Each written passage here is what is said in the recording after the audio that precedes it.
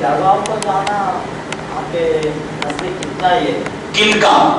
وہ سے بھی درگاہ لیجیے. کس کا؟ مرد کا یا عورت کا؟ دونوں کے لیے. دونوں کے لیے. کون سے بھی درگاہ کو جانا؟ آپ یہ سوال کس بنیاد پہ کرنا چاہ رہے ہیں؟ مطلب درگاہوں کو صرف اتنا سوال ہے آپ کا کہ درگاہوں کو جانا کیسا ہے، یہی سوال ہے یا اور کوئی اس میں چیز ہے؟ جی بولیے. ہاں ٹھیک ہے. تو اس میں درگاہوں کو صرف جانا کیسا؟ ہاں آپ سے میں یہ پوچھنا چاہ رہا ہوں کہ کس بنیاد پہ آپ کے نزدیک کیا ہے درگاہوں کو جانا؟ نہیں جانا. کیوں؟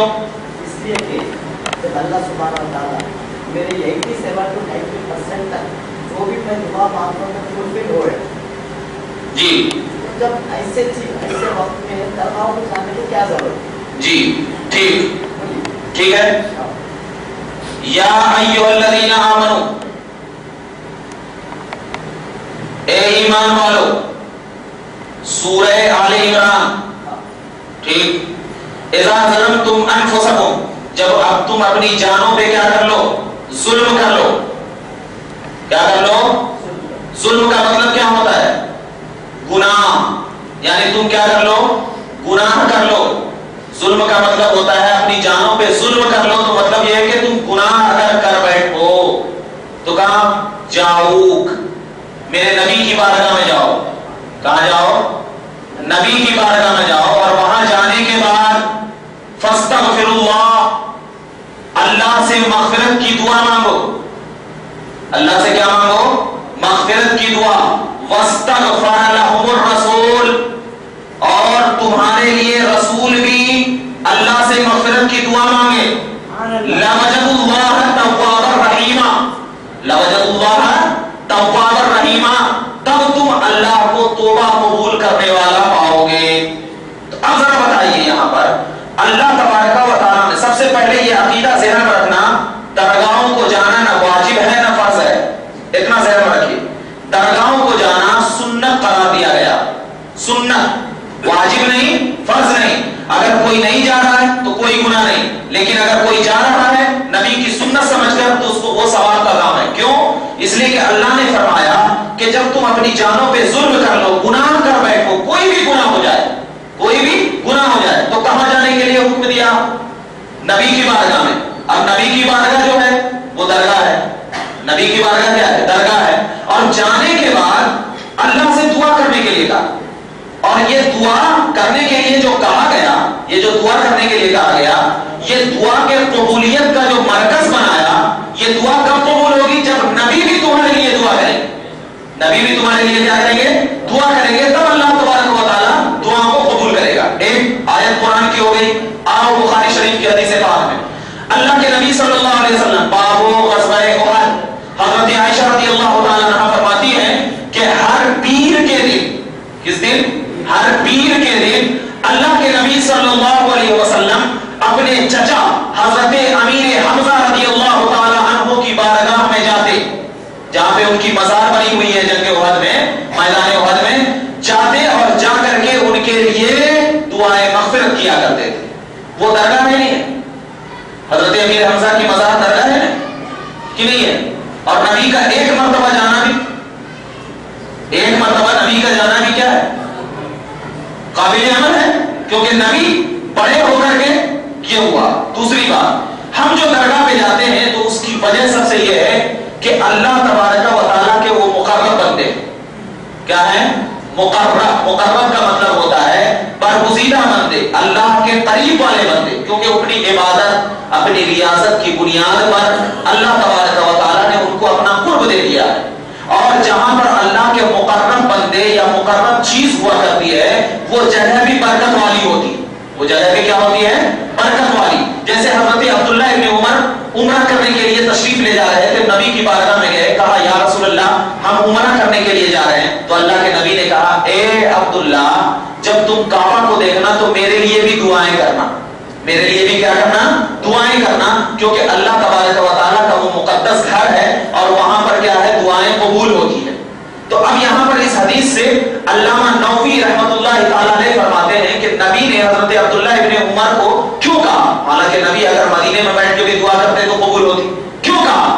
یہ फायदा देना था कि जो बरकत वाली जगह होती है वहां पर जाकर के दुआएं करने से हम दुआ अल्लाह से ही करते, हम दुआ किससे करते? अल्लाह ही से करते। लेकिन हम किसी बरकत वाली चीज को वसीला बनाकर दुआ करते हैं तो वो दुआ जल्दी कबूल होती है, जल्दी कबूल होती है। क्यों? आइए हदीस पाक, मुस्लिम शरीफ की हदीस पाक, अल्लाह के नबी सल्लल्लाहु अलैहि वसल्लम हजरत अली की वालिदा का इंतकाल हो गया। नबी करीम सल्लल्लाहु अलैहि वसल्लम के सामने कब्र खोदी गई। कब्र खोदने के बाद अल्लाह के नबी उस कब्र में लेट गए। अल्लाह के नबी सल्लल्लाहु अलैहि वसल्लम ने कहा, ए अल्लाह, इस कब्र को मेरे और तमाम अंबिया के वसीले से रोशन करवा दे। और मोहम्मद अरबी अभी लेटा है और तेरा कौल है कि जिस मिट्टी से नबी का जिस्म लग जाए उस पर कभी जहन्नम की आग नहीं छू सकती, हराम है जहन्नम की आग। तो नबी जिंदा होने के बाद भी ये बता रहे हैं कि अगर जो बरकत वाली चीज से जिसका टच हो जाता है, जो चीज टच हो जाती है बरकत वाली, वो चीज भी आला हो जाती है। कोई पत्थर अगर यहां पर रखा हुआ है तो ये पत्थर की कोई हकीकत नहीं है, हम उसे ठोकर भी नहीं मारेंगे। लेकिन वही पत्थर की निस्बत अगर नबी से हो जाए या वली से हो जाए तो वो पत्थर भी हमारे लिए काबिल ताज़ीम हुआ करता है। तो दरगाह जो है ये आम दरगाह नहीं, चाहे गौसे आजम हो या कोई भी अल्लाह के वली हो, उनकी बारगाह में जाइए, उनके वसीले से खुदा से दुआ कीजिए, अल्लाह तबारक व तआला दुआएं कबूल करता है। सर आंसर तो नहीं दिया, जब मेरी दुआ है 87 to 90% अल्लाह कबूल कर रहा है। अल्लाह कबूल कर रहा है। ये आप 80% to 90% कैसे बोल रहे हैं अल्लाह कबूल करता? नहीं, आप ये तस्वुर कर ही नहीं सकते कबूल करता। क्यों? मैं ये कह सकता हूँ कि नहीं कबूल करता। वो आप बोल रहे हैं। आप क्यों बोल रहे हैं? मतलब किस, आपके पास क्या हवाला है जो आप कह रहे हैं कि मुझे कबूल करता अल्लाह? नहीं, लिख के नहीं, कुरान और हदीस से बोलिए। आपकी जबान में नहीं मान सकता ना, कुरान और हदीस। जिस तरह आपने जो अभी सवाल किया, मेरी बात सुनिए, जिस तरह आपने जो अभी सवाल किया तो मैंने जो अभी जवाब दिया, तो क्या मैंने अपनी बात कुछ कही या कुरान और हदीस पेश किया? नहीं, कुरान हदीस पेश किया ना। तो आप जिस तरह ये सवाल कर रहे हैं कि अल्लाह ताला 80 to 90% मेरी दुआ कबूल करता, तो कोई इस बारे में एक हवाला या एक दलील दीजिए हमें कि अल्लाह ये फरमाता है कि मैं तुम्हारी दुआ 80 to 90% कबूल करता हूँ। जी डिबेट में नहीं जाना चाहता जी जी नहीं, एक मिनट हाँ पूछ रहा हूँ मैं आपसे। जी, जब मैं अल्लाह सुब्हानहू व तआला मेरे को 87 to 90% जो है मेरे को नहीं, ये जुमला आपका कहना दुरुस्त नहीं। 80 to 90% मेरी दुआ कबूल करता, ये जुमला आपका कहना दुरुस्त नहीं। क्यों? इसलिए कि आप उसी वक्त इस जुमले को कहने के कायल होंगे जब आपके पास कुरान और हदीस की दलील होगी। तो उसके बाद तब ज्यादा से ज्यादा मेरी दुआएं कबूल कर रहे हो, what is the need to कबूल कर रहे हो? तो अब जब मेरी दुआएं ज्यादा से ज्यादा अल्लाह कबूल कर रहे हैं तो ज्यादा से जाके जो भी हम कर रहे जा रहे हैं उनसे रिक्वेस्ट करने की क्या जरूरत है? नमाज क्या है? अल्लाह की बात है। कितनी रकातें फर्ज है मगरिब में? 3 रकात। 3 रकात। उसके बाद 2 रकात नफिल, 2 रकात सुन्नत। 2 रकात नफिल और 2 रकात। अगर कोई शख्स नफिल पढ़ लिया तो सवाब मिलता है या अज़ाब मिलता है? और अगर नहीं पढ़ा तो कुछ भी नहीं है ना, नफल है ना, नफल है ना। अगर कर लिया तो और नहीं किया तो कुछ भी नहीं। लेकिन फर्ज अगर छोड़ दिया तो अज़ाब है ना। मैंने आपको तरीका बताया कि दरगाह पे जाना फर्ज नहीं है, दरगाह पे जाना बल्कि क्या है? सुन्नत है। किया तो मेरा फायदा, नहीं किया तो कुछ भी नहीं। कोई नहीं जा रहा है, यहाँ पर दुआ कर रहा है तो तुम्हारा फायदा है, वहां जा रहा है तो तुम्हारा फायदा है। खुद आप जवाब दे रहे हैं इसका मतलब यही तो मतलब जवाब दे रहे हैं ना। किया तो फायदा है, नहीं किया तो कोई नहीं। आप जो ये चीज कह रहे हैं ये दरअसल आपके ये बता रहे हैं कि कोई आदमी दरगाह पे जाने को फर्ज नहीं मानता, वाजिब नहीं मानता, बल्कि ये एक सुन्नत तरीका है जो नबी भी ऐसा किए। अगर कोई जा रहा है तो रोकने के लिए आपके पास दलील होना चाहिए, नहीं जाना रोकने के लिए तो नहीं रोक सकते। क्यों? ये फर्ज नहीं है। तो हम कहां कहते हैं कि जाना वाजिब है, ये नहीं कहते। अगर कोई जा रहा है और जा करके वहां पर दुआ कर रहा है, अल्लाह से जा रहा है, तो 2 चीज उससे मिल रही है। मैं जो क्वेश्चन कर रहा हूं नहीं समझे, मेरा एक ही क्वेश्चन है। جی جی جی ہاں بولیں، ایک منٹ کوئی نہیں ایسے جی. ایک ہی کوشچن ہے آپ سے، یس سر میں نے جواب دیا. اگر میرے کو ہر چیز مل رہا ہے اللہ کی طرف سے، گھر بیٹھے بیٹھے ہر چیز مل رہا ہے جی، تو میرے کو ضروری کیا ہے؟ کون کہہ رہا ہے ضروری ہے جانا؟ میں کہاں کہہ رہا ہوں کہ ضروری ہے جانا؟ میں یہ نہیں کہہ رہا ہوں کہ وہاں جانا ضروری ہے. ضروری نہیں ہے جانا. آپ یہ ذہن سے نکال دیجئے، درگاہ پہ جانا ضروری نہیں ہے. کچھ چیزیں ضروری ہوتی ہے اور کچھ چیزیں کیا ہے ثواب ہوا ہے. ضروری نہیں ہے جانا. آپ کو اگر کوئی کہا ہے کہ درگاہ پہ جانا ضروری ہے تو اس کا کہنا، وہ کہنے والا غلط ہے. ضروری نہیں ہے جانا. آپ اگر چلے گئے تو اس سے آپ کو فائدہ ہے، ضروری نہیں ہے جانا. وہ فائدہ میرے گھر پہ ہی مل رہا تھا. تو آپ یہ گھر پہ کرو، فائدہ مل رہا ہے تو گھر پہ ہی کرو، تو کرو گھر پہ. مگر آپ یہ نہیں بول سکتے کہ وہاں پہ مت جاؤ. تو آپ گھر پہ ہی کرو. اگر آپ کو فائدہ گھر پہ زیادہ دکھ رہا ہے، آپ کو فائدہ گھر پہ زیادہ دے رہا ہے، یہ آپ کی سوچ ہے. اگر آپ کو فائدہ گھر پہ زیادہ دکھ رہا ہے یہ آپ کی سوچ ہے. لیکن اللہ کے نبی صلی اللہ علیہ وسلم ارشاد فرماتے ہیں، مسند احمد بن حنبل کی حدیث پاک میں اللہ کے نبی صلی اللہ علیہ وسلم نے ارشاد فرمایا، اور اس حدیث کو بخاری میں امام بخاری نے بھی ذکر کیا، جس کے راوی حضرت عبداللہ ابن مسعود ہیں.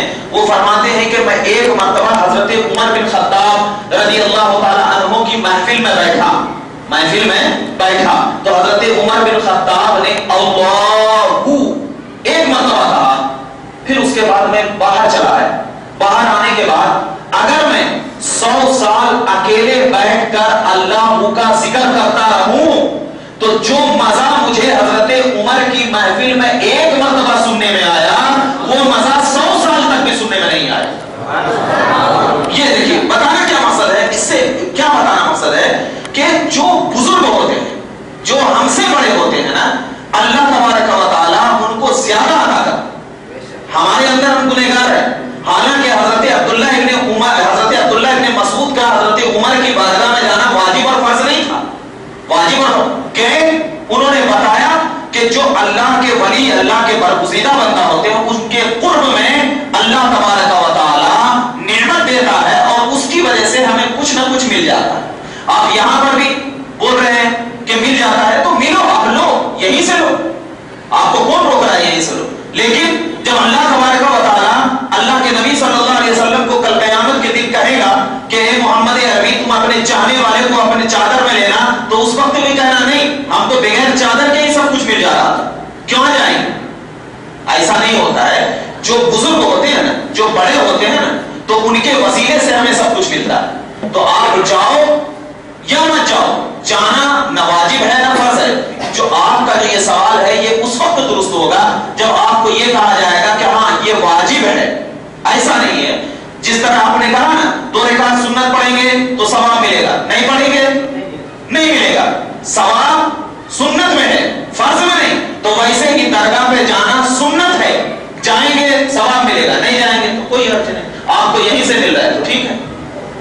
اور کیا سوال ہے آپ کا؟ جی